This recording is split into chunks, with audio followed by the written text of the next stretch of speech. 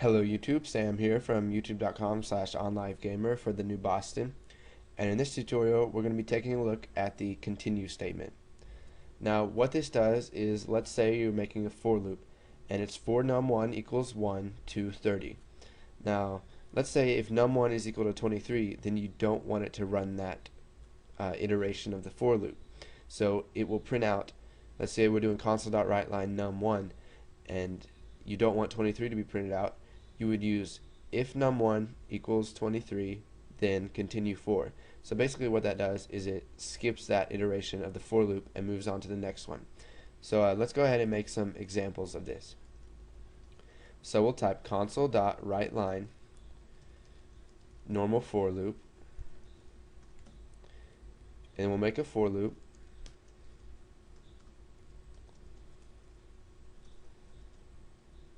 Let's just do 15. We'll do console.writeLine num1.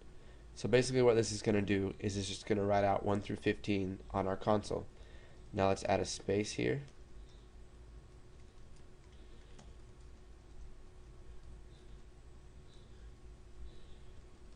And let's do continue statement. Okay, so now let's make our for loop that has the continue statement in it. So we'll just start off by using the for keyword. We'll create our num1 variable and we'll go to 15. Now num1 can only be accessed inside of this for loop and nowhere else because we didn't actually declare it. So let's go ahead and type a simple if statement. So if num1 is equal to 5, then what do we want to do? We'll just type continue for. So what this is going to do is it's going to skip the iteration of num1. If num1 is equal to 5, it's going to skip whatever code comes after this. Now here's a trick that I wanted to teach you guys in this tutorial. If you have an if statement with only one line of code in between then and end if, you can just go ahead and take out end if and do this instead. So if num1 equals 5, then continue for.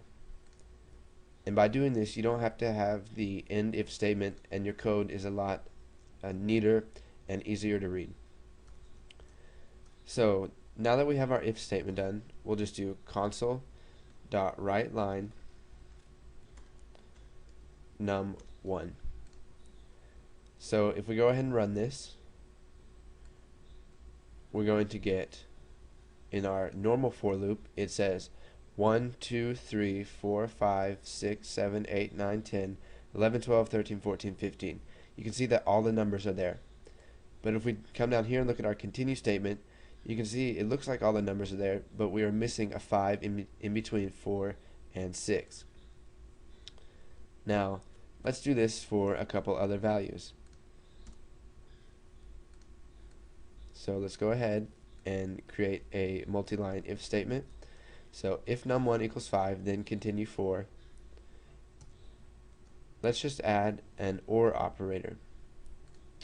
So if num1 equals 5, or num1 is equal to 8, or num1 is equal to, let's say, 12.